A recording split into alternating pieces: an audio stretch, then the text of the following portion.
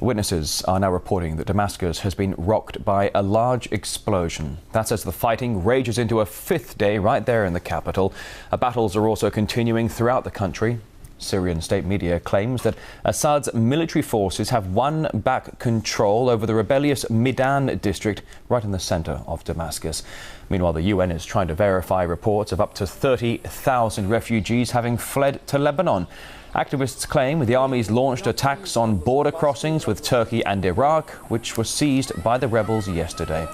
RT's Maria Finoshina is keeping across developments for us in Damascus.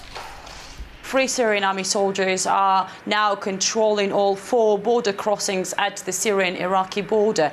A Baghdad top official has also said that the Iraqi guards have witnessed extreme violence from the side of 3 Syrian army soldiers, from opposition fighters. We've also been able to see video posted on YouTube from the Syrian-Turkish border, where gunmen have been shouting religious slogans and shooting into Bashar al-Assad's portraits. If Free Syrian Army has been able to take control over crossings at the border, that means that they are very determined in large-scale operation against the regime of President Bashar al-Assad, but that doesn't necessarily mean that they're still keeping this control, because everything changes very fast. We have to be very careful with information and even with pictures we see, because since the beginning of this uprising, it's also been media war. And just recently we've been hearing from opposition that they've managed to take control over the airport. Just yesterday we were at the airport here in Damascus. It's functioning normally, it's open. We've been here on the ground for almost 50 days already, and I have to say what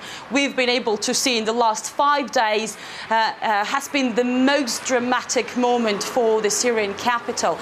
The clashes between the army and the rebels have been taking place in at least 5 districts of Damascus, and it's been extremely difficult to get inside these districts, but on Thursday we've finally managed to do that. And what we saw, really, it's devastating, destroyed streets, abandoned houses, no people obviously, and many traces of war and of very fierce clashes. We've even seen many tracks of tanks, and not only on the roads but on what used to be the cars.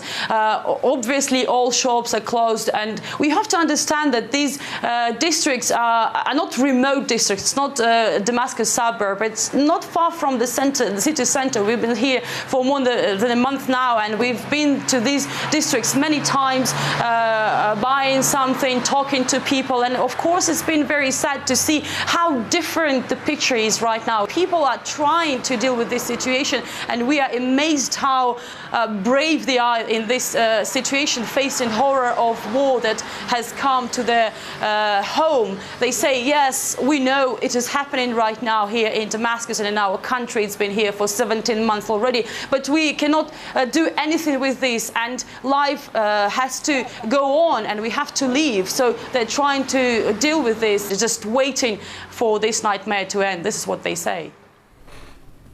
Well, you can always stay up to date on exactly what is happening in Syria. You can just follow Maria's Twitter feed. She is one of the very few international correspondents still reporting right from the heart of the fighting. You can get photos from the scene and first-hand impressions. Just find Maria at @mfinoshina_RT.